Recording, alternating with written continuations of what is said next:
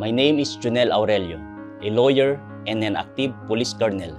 My view of God before is that He is just and believe my good works will outweigh all my sins. For that reason, I live a life of short-time pleasures, partying, immorality, and selfish desires that I thought could fill the emptiness I felt inside that led me to being lost and in the brink of separation with my wife and family. But in my darkest moments, God did not abandon me. One day, my former superior in the PNP gave me his slot to attend a CCF couples retreat in Baguio City in September 2017. During the retreat, in the midst of my struggles, I saw God's sacrifice in the cross, how He endured death for humanity, that my works will not pay for my sins.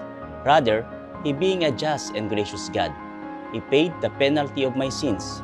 In that moment, I made a choice to surrender my life to Jesus, to seek His forgiveness, and to embrace His love. My desires shifted from seeking worldly pleasures to seeking a deeper relationship with Him. As I allowed God to work in my life, I experienced a profound change when I realized that the purpose of life is to make disciples. Today, I am now a D group leader for more than 8 couples, 2 of whom are also now making disciples. I am also active in the newly launched CCF Ordaneta in Pangasinan, while I serve as one of the Council of Servants to supervise the GLC ministry. By His grace alone, I will continue to grow in my faith and live a life that reflects the love and grace of our Savior Jesus Christ.